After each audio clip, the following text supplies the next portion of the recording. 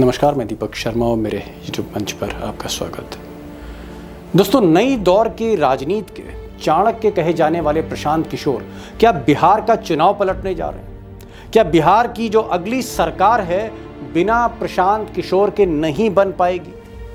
और क्या ये बात सच है कि प्रशांत किशोर के पीछे कुछ ताकतवर लोग हैं, जिसमें आप कह सकते हैं कि देश की जो मेन स्ट्रीम मीडिया है, देश की जो गोदी मीडिया है, कॉरपोरेट मीडिया है, वो उनके साथ दीवार की तरह खड़ी, उनके पीछे खड़ी हुई है? और क्या जो कॉरपोरेट लॉबी है, जो धन्ना सेठ हैं, वो भी प्रशांत किशोर के पीछे हैं? और ये बात भी सही है कि क्या प्रशांत किशोर आने वाले बिहार चुनाव में नीतीश कुमार और तेजस्वी यादव की छुट्टी करने जा रहे हैं? मुकाबला तो वहाँ एनडीए से ही होगा, भाजपा और नीतीश की पार्टी से होगा। बिहार में जन स्वराज 243 सीट पर चुनाव लड़ेगा, 242 नहीं 243। बहुत बड़ी ताकतें हैं, आप कैसे लड़ पाएंगे? बड़ी ताकत तो मैं किसी को नहीं मानता हूँ, डरता मैं किसी से नहीं हूँ।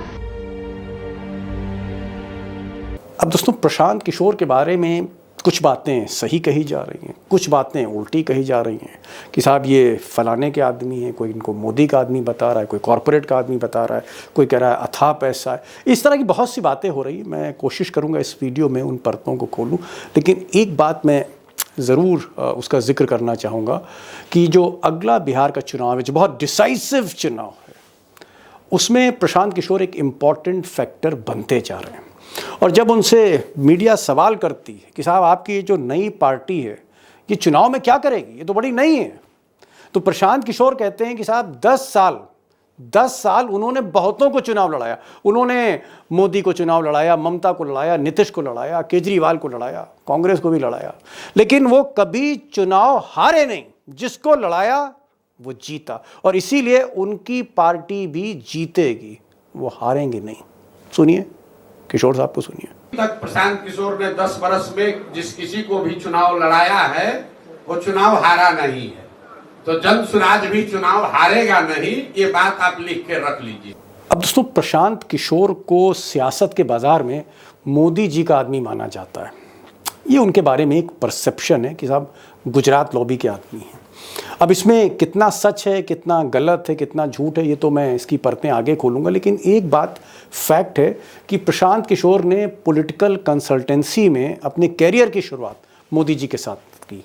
2011 में वो गुजरात में मोदी जी के साथ जुड़े और 2012 आते आते उन्होंने मोदी जी को तीसरी बार मुख्यमंत्री बनाया, जहाँ से मोदी की जो चुनौती थी प्रधानमंत्री का उम्मीदवार बनने की, वो और प्रबल हो गई। और फिर प्रशांत किशोर खुलकर मोदी जी के साथ आए, मोदी जी का सारा पॉलिटिकल कैंपेन संभाला, चाय पे चर्चा और तमाम इस तरह के जो स्लोगन हैं सब प्रशांत किशोर के थे। और 2014 में प्रशांत किशोर ने मोदी जी के सर पर सेहरा रख दिया। ऐसा प्रशांत किशोर के लोग कहते हैं कि एक बड़ा कंट्रीब्यूशन था मोदी को मोदी बनाने में, पीएम बनाने में। लेकिन 2014 के बाद प्रशांत किशोर मोदी के साथ नहीं टिके, अदावत हो गई। आगे इस पर भी कुछ क्लैरिटी लाने की कोशिश करूंगा। फिर वो नीतीश कुमार के साथ चले गए, और नीतीश कुमार जब संघर्ष कर रहे थे बीजेपी के साथ, तो नीतीश कुमार को जिता दिया। नीतीश कुमार तो इतना मेहरबान हुए प्रशांत किशोर पर कि पार्टी का उपाध्यक्ष बना दिया। प्रशांत किशोर की जब तूती बोलने लगी एस चाणक्य, तो फिर उन्होंने केजरीवाल को भी चुनाव लड़ाया, जिताया। उन्होंने तमिलनाडु में एम.के. स्टैलिन को चुनाव लड़ाया, जिताया। उन्होंने आंध्र प्रदेश में जगन मोहन रेड्डी को चुनाव लड़ाया और जिताया। ममता बनर्जी को भी चुनाव जिताया उन्होंने, कांग्रेस को भी जिताया। और ये सिलसिला उनका 2021 तक जारी रहा। अब 2021 में ममता बनर्जी को फिर से मुख्यमंत्री बनाने के बाद प्रशांत किशोर ने कोशिश करी कांग्रेस को संवारने की, और वो राहुल गांधी से मिले, प्रियंका से मिले, सोनिया से मिले, उनकी कई मीटिंग्स हुई, और वो उन्होंने एक ऑफर दिया राहुल गांधी को, मैं कांग्रेस को पुरानी कांग्रेस जैसा ताकतवर बना दूंगा। लेकिन दोस्तों, बात बनी नहीं, बिगड़ गई। और फिर कुछ महीनों के मौन के बाद, खामोशी के बाद, प्रशांत किशोर ने कहा कि वो कुछ अपना करने जा रहे हैं। 2 अक्टूबर 2022 को प्रशांत किशोर ने एक बिहार में बड़ा आंदोलन, एक संकल्प शुरू किया, जन सुराज आंदोलन। गांव-गांव पदयात्रा की, गांव-गांव रुके, कस्बे-कस्बे रुके, और ऐसा लगने लगा कि एक बड़ा पॉलिटिकल मूवमेंट खड़ा करने जा रहे हैं।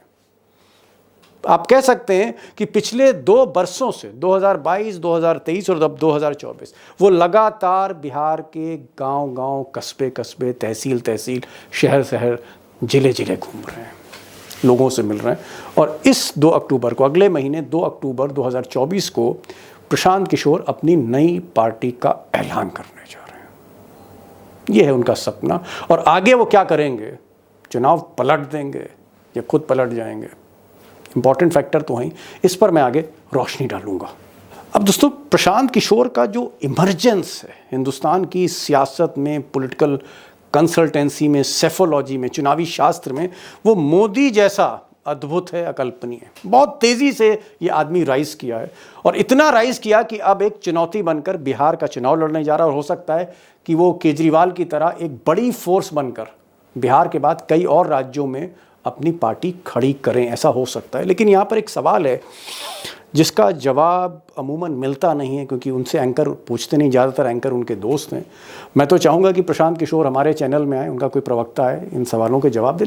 लेकिन सवाल तो सवाल ही हैं। पहला सवाल कि क्या प्रशांत किशोर बीजेपी के फ्रंटमैन है?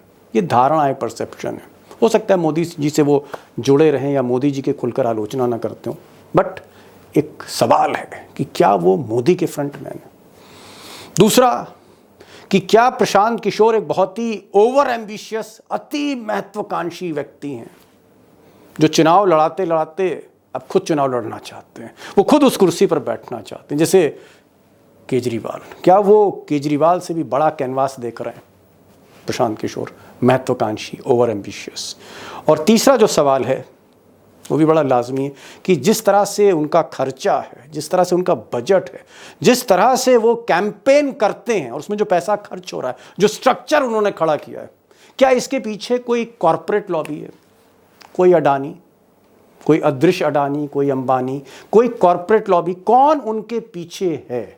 उनका अपना पैसा है जो उन्होंने पॉलिटिकल कंसल्टेंसी से कमाया, या चंदा ले रहे हैं, या कोई और उनको पैसा दे रहा है, कोई स्टालिन पैसा दे रहा है, कोई ममता पैसा दे रही थी, कोई मोदी पैसा दे रहा था।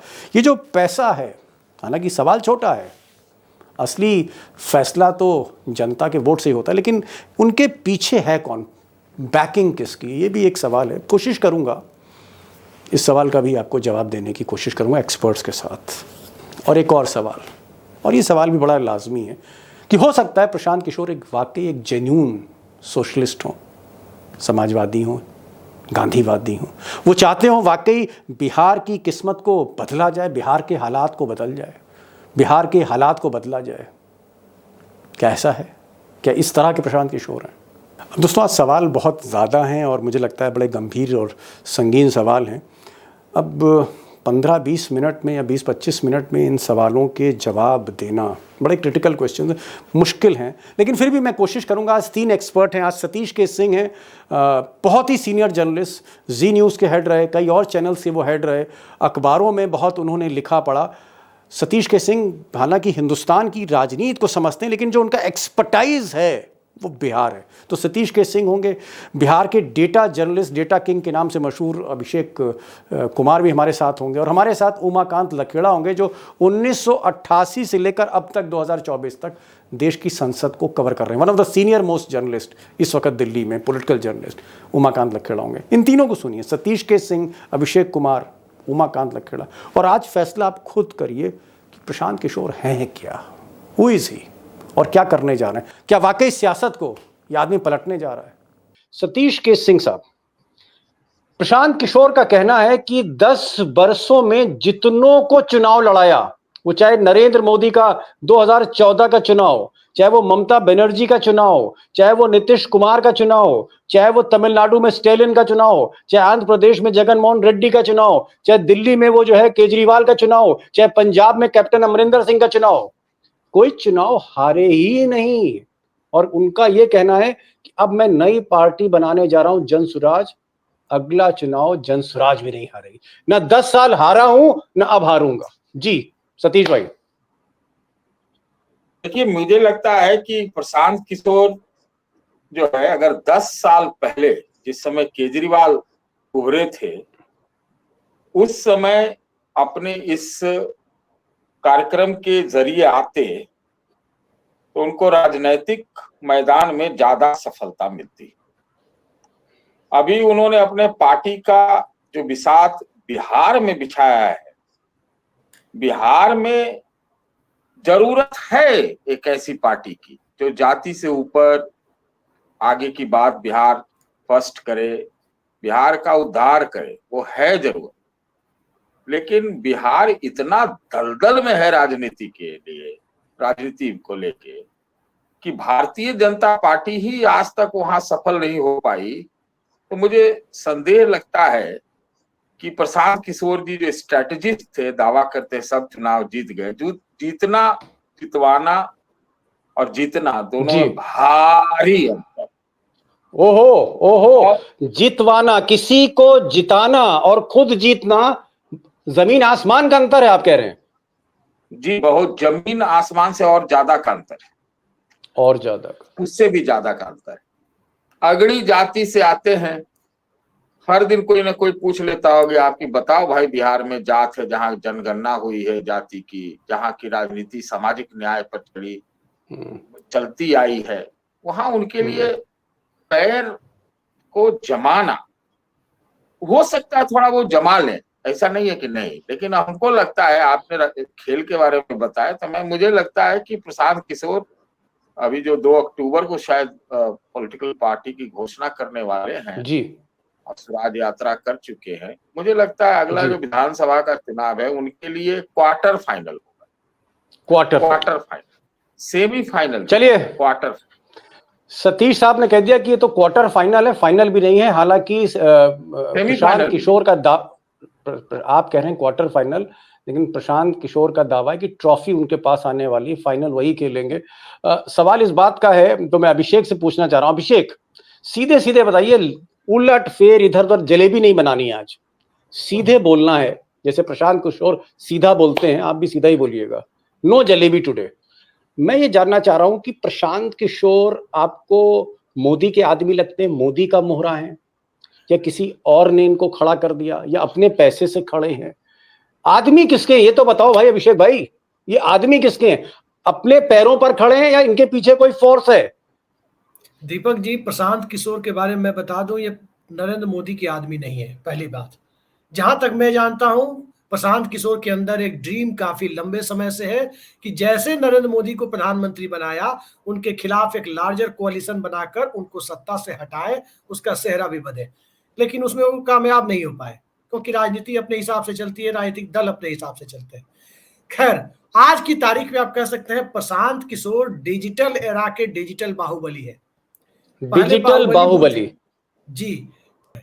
आप क्या कहना चाह रहे हैं कि एक मिनट, आप ये कहना चाह रहे हैं कि प्रशांत किशोर ने मोदी को लड़ाया, मोदी जीत गए, नीतीश कुमार को लड़ाया, नीतीश कुमार जीत गए, उसके बाद ममता बनर्जी के खिलाफ माहौल था, ममता बनर्जी को जिता दिया, तो जिताते जिताते उनके अंदर महत्वाकांक्षा खुद जाग गई, वो खुद अब मुख्यमंत्री बनना चाह रहे हैं, ये कहना चाह रहे हैं आप? जी बिल्कुल, वो 80-90 के दशक के बाहुबलियों की तरह।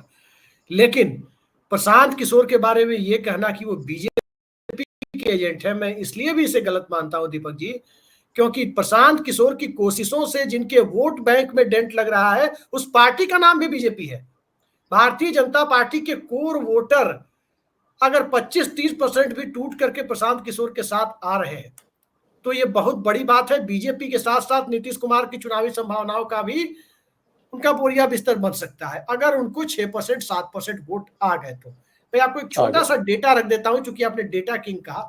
5.64% वोट आए थे चिराग पासवान की एलजेपी को बिहार चुनाव में।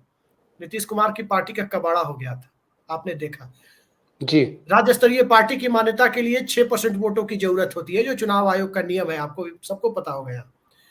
तो प्रशांत किशोर अगर 6-7% वोट ले आए, और नवंबर में जो पोलिंग होनी है छठ के समय में, बिहार का सबसे बड़ा फेस्टिवल है, मैंने अभी सूरत में देखा है दीपक जी, जिस ढंग से प्रवासी बिहारियों के बीच, चाहे वो मजदूर हो चाहे वो मैनेजमेंट के लोग हों, जिस ढंग से प्रशांत किशोर के लोग वहां काम कर रहे हैं कि घर जाइएगा छठ में, चुनावी साल में, छठ के वक्त चुनाव होता है, वापस लौट कर नहीं आना होगा।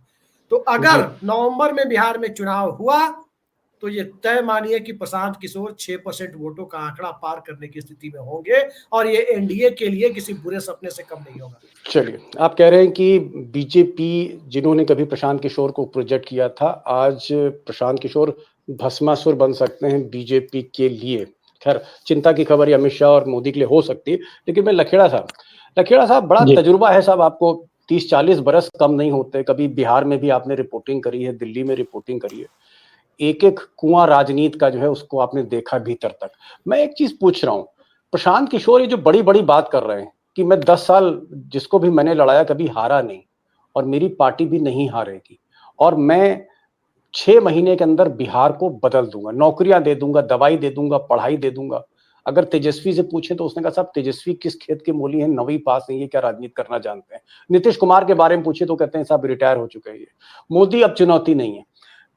क्या ये ओवर कॉन्फिडेंस है या मैकबेथ जैसा एक एम्बिशन है या फिर कहीं ना कहीं केजरीवाल बनने की तमन्ना है, केजरीवाल का जो एक ढलता सूरज है उसको रिप्लेस करना चाहते हैं? ये सपने क्या है कि Prashant Kishor what he is? देखिए, प्रशांत किशोर के बारे में जो मेरी रीडिंग है और जो मैं उनको 10-12 साल से ट्रैक कर रहा हूँ एज ए इलेक्शन स्ट्रेटजिस्ट के तौर पर, उसके बाद पॉलिटिक्स में घुसना, फिर पॉलिटिक्स से बाहर निकलना, फिर स्ट्रेटजिस्ट बनना, तो ये जो उतार चढ़ाव उनकी पॉलिटिक्स में है उसी से मैंने उनको ट्रैक किया है। और मेरा ये मानना है कि वो अरविंद केजरीवाल के बिहार एडिशन है। जिस तरह अरविंद से केजरीवाल के बिहार संस्करण है।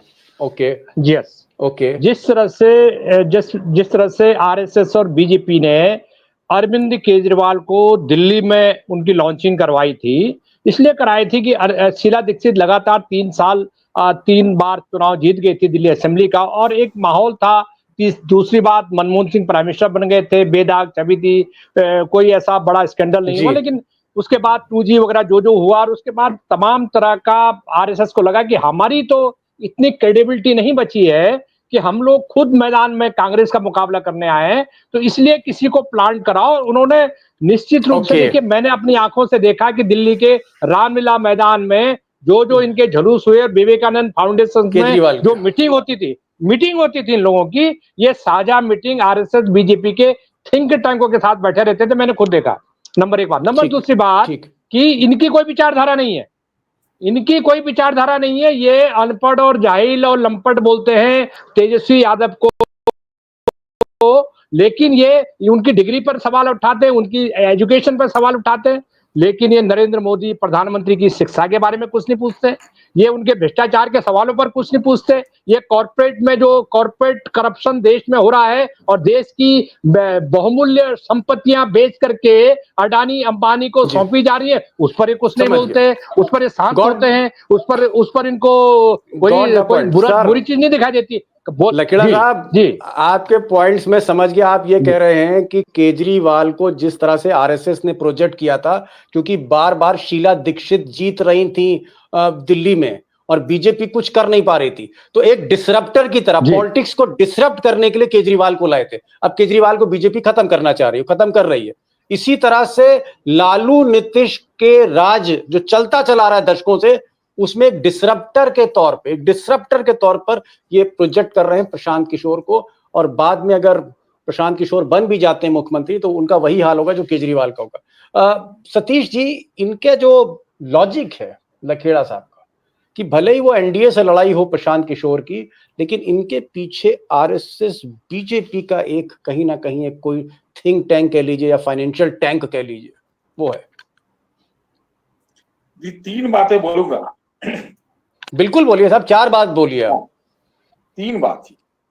पहला तो ये मैं आपको एक ये बताऊं कि अब जब पिछले साल बात चल रही थी कांग्रेस पार्टी से प्रशांत किशोर की, तो प्रशांत किशोर इतनी जल्दबाजी में थे और इतना आतुर थे और बड़ा बयान वगैरह देते थे कि इसके बिना तो कांग्रेस लूट पीट के बराबर हो जाएगी, उनका गंगा में ये हो जाएगा। लेकिन कांग्रेस उनके झांसे में नहीं आई, वहां पर वो फेल किया। वो चाहते थे जिसे कॉन्ट्रैक्ट लेने के लिए ना कि किसी तरह से मिल जाए, है ना। अब किसके एजेंट के रूप में, पैसे के लिए, पता नहीं किस, लेकिन वो फेल कर गए। ठीक, फेल कर गए। या फेल कर दिए। बिहार में जो राजनीति है अभी आगे आने वाले समय में सामुच्य और सांचे पर निर्धारित होगी। हो सकता है प्रशांत किशोर, चिराग पासवान ये सब चेहरे छोड़ के भाजपा जो है आगे बढ़ा रही हो। अभी देख रहे हैं, मुझे तो लग रहा था कि बहुत लोग कह रहे थे कि तो डील हो गया, हो भी सकता है, डोंट नो। लेकिन ये जो नीतीश और वो जो लालू परिवार में जो मुलाकात हुई ना, कुछ जब चर्निंग होती है तो उसी आधार पर ये सारी चीजें होती है कि भाई ऐसा होगा तो क्या होगा, ऐसा होगा तो क्या होगा। कौन जानता है कि प्रशांत किशोर किससे समझौता करेंगे, है ना। कहते हैं एनडीए से उनका मुकाबला, है ना। जमानत जब्त होने वाला आदमी भी यही कहता है कि मोदी जी से मुकाबला, है कि नहीं। बात ये, हम तो जितना प्रशांत किशोर के साथ जुड़ने वाले 2-3 लोगों को जानते हैं, अगर उसके आधार पर वो बिहार फर्स्ट और बिहार की उन्नति प्रोन्नति और वो जो बहुत कुछ आमूल चूल परिवर्तन करने वाले हैं, चाहते इसका दावा कर रहे हैं, तो एकदम ये होने वाला जीरो है। अभिषेक जी, भाई सतीश के सिंह जो हैं वो तो बिल्कुल भी मतलब प्रशांत किशोर को कुछ समझ ही नहीं रहे हैं, या तो अंडर एस्टिमेट ज्यादा कर रहे हैं। हो सकता है सच बोल रहा हूँ, मैं ये नहीं कह रहा हूँ, बड़े भाई हैं हमारे, हो सकता है सच बोल रहे हो, लेकिन इतना अंडर एस्टिमेट करते हुए मैंने प्रशांत किशोर को नहीं सुना किसी को। और अगर सतीश भाई की बातें प्रशांत किशोर सुनने तो कहीं ना कहीं उनको 2-4 बार चाय वाय पीनी पड़ जाएगी, चक्कर आ जाएंगे, जिस तरह की ये आलोचना कर रहे हैं या असेसमेंट पीने वाले। जी मैं अभिषेक जी आपसे सवाल पूछ रहा हूँ। एक बड़ी बात सतीश के सिंह ने कही, उन्होंने कहा कि भाई बिहार में एक वोट भी तो चाहिए ना, जैसे MY मुस्लिम यादव वो आरजेडी के साथ है, अति पिछड़ा जो है कहीं ना कहीं उसमें कुशवाहा है, कुर्मी और भी बहुत सी जातियां वो नीतीश कुमार के साथ जाती, महिलाएं जाती, बीजेपी के साथ अपर कास्ट जाता है, इनके साथ कौन जाएगा। ये वो सतीश भाई ये कह रहे हैं कि ठीक है आप 2 साल से घूम रहे हैं, आप गांव-गांव जा रहे हैं, आप गांव-गांव में रुक रहे हैं, ये सारी बातें ठीक हैं, पैसा भी आपके पास है, संसाधन भी है, गोदी मीडिया आपको बुला बुला के इंटरव्यू कर रही है, राजदीप सरदेसाई, राहुल कंवल फिदा है आप पर, अंजना ओम कश्यप आपको बार बार बुला रही है शो में, लेकिन वो कह रहे हैं भाई वोटुआ भी तो चाहिए ना भाई, वोट किधर है। इसमें 2 बातें मैं कहना चाहूंगा। सतीश सर से मैंने काफी कुछ सीखा है, देखते हुए टेलीविजन के जमाने से, स्कूल के जमाने से देख रहा हूं, और बहुत कुछ वाकई पत्रकारिता में टेलीविजन पर जिन लोगों ने अस्तर बना के रखा उसमें से एक अनमोल हस्ताक्षर है। कुछ बातों पर मेरी सहमति है इनसे, कुछ बातों पे असहमति है। हाँ बोलिए, किस पर सहमति है। पहली चीज ये है कि प्रशांत किशोर और कुछ चिराग मॉडल या चिराग पासवान मानना, प्रशांत किशोर की राजनीति से व्यक्तिगत तौर पर अगर एक पत्रकार के नजरिए को हटा दे, एक व्यक्ति के नजरिए से पूछे तो बहुत सारी चीजों से मैं असहमत खुद भी हूं, लेकिन प्रशांत किशोर चिराग मॉडल नहीं है, ये बात मैं कह रहा हूं। इसलिए चिराग पासवान 2020 में नेगेटिव पॉलिटिक्स कर रहे थे, उनका एजेंडा ही था कि नीतीश कुमार को हरा देना है, नरेंद्र मोदी का हनुमान बनकर हरा देना है। प्रशांत किशोर पॉजिटिव पॉलिटिक्स कर रहे हैं। चिराग पासवान जब कर रहे थे तब क्या कर रहे थे, वो खुद नहीं जीतना है लेकिन नीतीश कुमार को हरा देना है। प्रशांत किशोर जिताने हराने का काम नहीं कर रहे हैं। उनके दावे बड़े हो सकते हैं, आप कह सकते हैं कि it could be a wild goose chase, जो अंग्रेजी में एक मुहावरा है कि एक हवा में तीर मार रहे हैं, लेकिन प्रशांत किशोर बिहार के मुद्दों को उठा रहे हैं, पैदल चल रहे हैं, मेहनत करने वालों को, जनता का एक तबका, हर गांव में 10 लोग हो जाते हैं ऐसे, ये मेहनत तो कर रहा है, इसका ड्यू मिलना चाहिए। तो एक ये फैक्टर किशोर के साथ है। दूसरा, हम लोग बहुत बच्चे थे सर, बहुत बच्चे थे, स्टैंडर्ड 1-2 के स्टूडेंट रहे होंगे। 95 का इलेक्शन था बिहार में, एक बिहार में अपर कास्ट पार्टी खड़ी हुई थी, बिहार पीपुल्स पार्टी आनंद मोहन की, और उसको उमाकांत सर शायद बिहार में ही रहे होंगे उस टाइम, उसको 2003 में था जी, उसको अपर कास्ट के लोगों का खुला समर्थन था। राजपूत भूमिहार एकता बिहार में एक सपना माना जाता था कि होगा, आनंद मोहन ने करके दिखाया, 9% के करीब वोट लाए थे बिहार पीपुल्स पार्टी ने, सीटें एक ही मिली थी। समझिए, अब आपने बड़ी बात कही, आपने कहा कि जिस तरह से एक पॉजिटिव पॉलिटिक्स प्रशांत किशोर कर रहे हैं, बहुत ऑर्गेनाइज्ड कैंपेन है, काफी पैसा भी पंप हुआ है, आप कह सकते हैं कॉर्पोरेट स्ट्रक्चर की तरह वो चुनाव लड़ रहे हैं, उनके चुनावी रणनीति या उनके पार्टी को खड़ा करने में जो पैसा लगा है वो उतना ही पैसा लगा है जितना अमित शाह लगाते। नहीं, मेरी पूरी करें। राजनीति के लिए सामान्य सी चीज है चर्चा, पर्चा और खर्चा, ये 3 जरूरी चीजें हैं। और ये तीनों अभी उनके पास है। जी, तो पैसा भी है, स्ट्रैटेजी भी है, और इसके अलावा 2 साल से लगातार वो मेहनत भी कर रहे हैं। आप कह रहे हैं कि कहीं वोट में सेंध लगाएंगे, हो सकता है ओबीसी में सेंध लगा दें, हो सकता है वो बीजेपी के अपर कास्ट में सेंध लगा दें, तो बात की बात है। लेकिन एक सवाल मैं लखेड़ा साहब से पूछना चाह रहा हूँ। लखेड़ा साहब, मान लिया जाए, अभिषेक बाबू की बात मान लेते हैं, डेटा जर्नलिस्ट हैं, अगर प्रशांत किशोर 243 में से 25-30 सीट चलिए जीत गए, मिनिमम 25-30 या 35 सीट जीत गए, 35 सीट जीतने पे अगर बिहार की असेंबली हंग हो गई और प्रशांत किशोर जो हैं वो देवगौड़ा हो गए कर्नाटक के, फिर क्या होगा? इधर जाएंगे, उधर जाएंगे, किधर जाएंगे? क्या आपको लगता है कि तब बीजेपी का पत्ता खुलेगा? देखिए, बीजेपी का पत्ता तो इस बात से खुल चुका है ना कि उन्होंने भारतीय जनता पार्टी की, मोदी सरकार की जो 10 साल के जो फेलियर्स हैं, नाकामियां हैं, बेरोजगारी के मोर्चे पर, आर्थिक बदहाली के मोर्चे पर, विदेश नीति की विफलता, अर्थतंत्र की विफलता, शिक्षा व्यवस्था की विफलता, ये जो 4-5 मोर्चे मैंने गिनाए हैं, इन मोर्चों पर आज तक उन्होंने कोई विचार प्रकट नहीं किया है। नंबर एक, प्रशांत किशोर, नंबर दूसरी बात, जी, प्रशांत किशोर का कोई विचार नहीं। दूसरी बात यह है कि बिहार को, जो मैंने वहां रहा हूं बिहार में, और पूरे बिहार में मैंने घूमा है 2-3 जिलों को छोड़ के, मेरा बिहार के बारे में एक लाइन का रीडिंग है कि बिहार में जो जातिवाद की जो पॉलिटिक्स है वो प्रचंड है, पीक है, वो पीक राजनीति होती है जातिवाद की, एक तो वो होती है। लेकिन बिहार जो वैचारिक परिपक्वता, वैचारिक मैच्योरिटी, आइडियोलॉजिकल मैच्योरिटी जो बिहार के लोगों में है, वो मैंने कहीं दूसरे स्टेट में नहीं देखी, इवन साउथ में भी नहीं देखी। तो दोनों चीजों के बीच संतुलन बना करके बिहार चलता है। और बिहार के लोग मूर्ख नहीं है, दिल्ली के लोग मूर्ख हैं। दिल्ली का वोटर को मैं मूर्ख मान सकता हूं, जिन्होंने अरविंद केजरीवाल हम भी को दिल्ली में रहते हैं लकड़ा साहब। मैं आपको थोड़ी, मैं मतलब मैं जो वोटर्स हैं, मैं एक बात बोल रहा हूँ, मैं दिल्ली में, हम भी दिल्ली में ही रहते हैं, हम वहां भी वोटर थे कई सालों तक। मेरा ये मानना है कि दिल्ली के लोग मूर्ख हो सकते हैं, बिहार के लोग मूर्ख नहीं हो सकते। बिहार के प्रशांत किशोर की कोई विचारधारा नहीं है। प्रशांत किशोर की एक ही विचारधारा है, जो मुझे लगता है कि बीजेपी और कॉर्पोरेट का जो कॉकटेल है, उसके बीच में वो गोते लगा रहे हैं। और उस गोते लगा करके जो आपने बताया अभी कि 20-35 सीटें वो जीत जाएंगे, मैं आपको गारंटी देता हूं कि अगर वो 20-25 सीट से ऊपर ले भी आए तो वो बीजेपी के साथ गठबंधन करेंगे।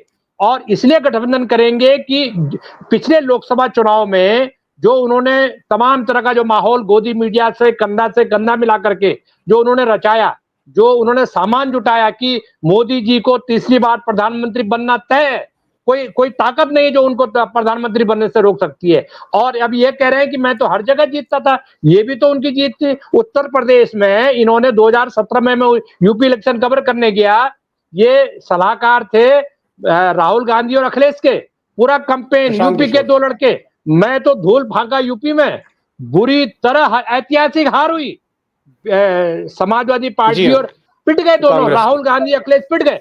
ये बताइए कि आप किस दुनिया की पॉलिटिक्स कर रहे हैं, किस दुनिया की राजनीति कर रहे हैं? आप जो है ये जो बिना विचारधारा की आप राजनीति, भारत जैसे मुल्क में, बिहार जैसे देश में बिना विचारधारा की राजनीति का मतलब होता है कि आप बिन पेंदे के लोटे हैं, और बिन पेंदे के लोटे का कोई भविष्य नहीं है भारत की राजनीति में। इतना मैं कह सकता हूं। आज आपने प्रशांत किशोर साहब को भाजपा के कटघरे के भीतर खड़ा कर दिया। आपने कहा कि ये बीजेपी का फ्रंटमैन है, इसके पीछे कॉर्पोरेट है और ज्यादा कुछ नहीं है, ये आपने बताया। आपने कहा बीजेपी और कॉर्पोरेट की जो कॉकटेल है उसका प्रोडक्ट प्रशांत किशोर है। लेकिन अभिषेक ये बात नहीं मान रहा। अभिषेक अभी भी कह रहे हैं, अभिषेक बहुत सीरियस है और हमारे सबके बीच में सबसे यंग जर्नलिस्ट हैं, बड़ा पेनिट्रेशन है बिहार में। अभिषेक कह रहे हैं कि नहीं, प्रशांत में पोटेंशियल है, इनके अंदर पोटेंशियल है, वोट लेके आएंगे, सीटें लेके आएंगे। चलिए आखिरी सवाल सतीश जी, अरे भाई जब परसेंटेज मिलेगा तो फिर सीट भी मिल सकती। सतीश जी ये बताइए आखिर में, प्रशांत किशोर अगर एक इम्पैक्ट करते हैं बिहार के चुनाव को, तो क्या आप देख रहे हैं कि प्रशांत किशोर केजरीवाल की तरह ये फिर बिहार के बाद, बिहार अगर एक्सपेरिमेंट है तो फिर क्या उत्तर प्रदेश, बगल में झारखंड, क्या केजरीवाल जैसे सपने हैं उस तरह की आपको स्ट्रेटजी दिख रही है एक पार्टी खड़े करने की? क्योंकि एक चीज मैं कह रहा हूँ, पैसे की कमी नहीं। दीपक जी, अरे छोड़िए पैसे का, पर्चा खर्चा और चर्चा पे होता तो मोदी जी को 400 पार हो जाना चाहिए था इस बार, जो अभी अभिषेक कह रहे हैं। पहली बात। दूसरी चीज मैं ये कह रहा हूं, पीके का तो नाम ही दो है। दिल्ली में पीके है, बिहार में प्रशांत किशोर, समझे ना। दिल्ली उनके लिए बहुत नजदीक हो सकता है, बिहार दूर है, इसलिए मैं मानता हूं इम्पैक्ट। साहब 2 साल वो आदमी 2 साल हर गांव में रुका है, खटिया पे लेटा है। सतीश भाई क्या बात कर रहे हैं, 2 साल 18 जिले। बोल रहा हूं, मैं आपको ये बोल रहा हूं, तो वहां का बिहार का जो बाकी जो प्रोमिनेंट पॉलिटिशियन है वो 2 साल में 20-20 बार घूम आया। इसको आप नजरअंदाज क्यों करते हैं? आप देखिए, एक चीज को सुनिए, आपका समय बढ़ जाए तो बढ़ जाए। बिहार में क्या है, चाहे क्या है पॉलिटिक्स, जाति की है, जाति जनगणना की है, नौकरी की है, बेरोजगारी की है, महंगाई की है। ये जो है अभी जो पूरा नैरेटिव है पूरे पॉलिटिक्स का, जिसने केंद्र तक को हिला के रखा हुआ है कि बेरोजगारी है जी, फलाना है जी, गरीब गरीब होता जा रहा है जी। अभी मैं पढ़ के आ रहा, अनएम्प्लॉयमेंट का रेट, ये सब है, कौन निदान कर देगा? तो उसके लिए उसमें देखिए कई लोग पहले से उसमें हकदार हैं इस नैरेटिव में। तेजस्वी भी है, चिराग भी कहता है बिहार में जो है बिहार फर्स्ट बना देगा। बीजेपी भी कहती है कि भाई अब तो वक्त आ गया, वो अब एम्प्लॉयमेंट इंसेंटिव दे रहा है। तो जो आदमी टेस्टेड नहीं हो, ऊंची जाति का हो, टेलीविजन और ये सब डिजिटल उधर उड़ जाने से अचानक इतना जल्दी काम नहीं होता है। ना तो वो अरविंद केजरीवाल से उनकी तुलना हो सकती है और ना ही उनमें वो मादा है। मैं नहीं बदल, लिखना पढ़ना स्लोगन क्रिएट करना मैं भी बना देता हूँ। कौन नहीं यहाँ पे बैठे हुए चारों लोग नहीं बना देता है? बना देगा, आराम से बना देगा।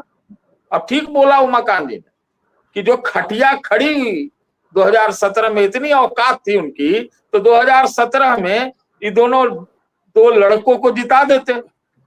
अखिलेश और राहुल, लड़कों दिख गई उसमें, उत्तर प्रदेश में दिखी। उत्तर प्रदेश में स्टालिन का किसने देखा भाई? स्टालिन को प्रशांत किशोर ये कागज कलम थोड़ा बहुत कर सकते हैं, लेकिन ये सब फालतू बातें हैं। ये झूठ सच के जो सेफोलॉजिस्ट और स्ट्रेटेजिस्ट सब जो आ गए हैं ना, नेता के सामने ना ये सब बौने लोग हैं, ये आप समझ लीजिए। तो इतना आसान नहीं है बिहार की बैतरनी को पार करना। मुझे नहीं लगता। हाँ, एक चीज जरूर है। हाँ ठीक कहा अभिषेक ने कहा कि भाई किसी को टिकट नहीं मिला तो आपने अपने पार्टी से खड़ा दिया। तो क्या जनता वहां की यही है? ले लेगी वोट काट देंगे, ये हो सकता है। तो आप कहिए कि चिराग नेगेटिव थे, ये पॉजिटिव वोट कटवा होंगे। पॉजिटिव वोट कटवा होंगे तो किसी का फायदा घाटा करेंगे। जब पॉजिटिव वोट कटवा होंगे तो फिर जुड़ेंगे कहां पर? वो जो हमको लगता है इसमें बिहार किसी का घाटा होगा, किसी का फायदा होगा, यही हो सकता है, ज्यादा से ज्यादा यही हो सकता है। और लग तो रहा है कि वो तेजस्वी का घाटा कराने में लगा हुआ है और जो उनके विपक्षी है उनको फायदा कराने में लगे। तेजस्वी पर टारगेट है, ऐसा सतीश के सिंह कह रहे हैं कि तेजस्वी पर, इंडिया अलायंस पर उनका टारगेट ज़्यादा है प्रशांत किशोर का। दूसरा उनका ये भी मानना है कि बिहार की वैतरणी को पार करना इतना आसान नहीं है, अभी उनको बहुत मेहनत करनी। पहले भी वो कह चुके हैं कि ये फाइनल नहीं है प्रशांत किशोर के लिए। प्रशांत किशोर डेब्यू कर रहे हैं, ये क्वार्टर फाइनल है, शुरुआत कर रहे हैं, हो सकता है आगे मेहनत करें, कुछ उनको मिले। ये सतीश के सिंह का मर्म है, मतलब है। अभिषेक का कहना है कि नहीं साहब ऐसा नहीं है, पॉजिटिव है, राजनीति को समझते हैं, पैसा भी है, खाना खर्चा पर्चा सब उनके पास है। और हो सकता है 2 साल के बाद प्रशांत किशोर की जो मेहनत है, हो सकता है कहीं ना कहीं रंग लाए, कुछ उनको वोट परसेंटेज मिले। और लखेड़ा साहब ने पूरी तरह से खारिज कर दिया। मुझे तो लगता है कि अगर ये ईडी में होते लखेड़ा साहब तो जांच शुरू कर देते कि पैसा आ कहां से रहा। लखेड़ा साहब का कहना है कि बीजेपी और कॉर्पोरेट की कॉकटेल का प्रोडक्ट प्रशांत किशोर है, there is no impact for him. बहरहाल देखते हैं 2 अक्टूबर को जब वो प्रशांत किशोर अपनी पार्टी की स्थापना करेंगे क्या रिस्पॉन्स रहता है। और 2025 भी बहुत ज्यादा दूर नहीं है। मैं कोशिश करूंगा कि ये जो एक पॉलिटिकल फिगर एक इमर्ज हो रहा है और हमारे चैनल्स में, मीडिया में सबसे ज्यादा मोदी के बाद अगर प्रशांत किशोर को लेकर जिस तरह से एक मीडिया के अंदर एक कौतूहल, जिज्ञासा रहती है और उनका प्रोजेक्शन रहता है, इस वजह से ये कोशिश थी मेरी आज वीडियो में कि हु इज प्रशांत किशोर और बिहार में क्या वो एक अगले केजरीवाल साबित हों। केजरीवाल हैं, बीजेपी का मोहरा है। मैं ये सवाल दोस्तों आपके ऊपर ही छोड़ देता हूं, आप खुद तय कर लीजिए। सतीश भाई, बहुत खुलकर बातचीत हुई और हमेशा से आपको सलाम है, सैल्यूट है। लखेड़ा साहब, आपके जो तेवर हैं वो वाकई एक टाइगर जैसे हैं, पीछे हटते नहीं, और जो भी आदमी बोलने से कतराता है वो कैमरे पर आप बोल देते हैं, ये आपकी ताकत है। और अभिषेक, आपका जो डेटा का एनालिसिस है वो भी बहुत अच्छा है, पॉजिटिव है आप। इस उम्र में पॉजिटिव होना बहुत बड़ी बात है। सतीश भाई, आपका बहुत बहुत शुक्रिया। लखेड़ा साहब, बहुत बहुत शुक्रिया। अभिषेक, बहुत बहुत शुक्रिया अपने दोस्तों के बिहाफ से। Thank you so much for joining this program. Thank you so much.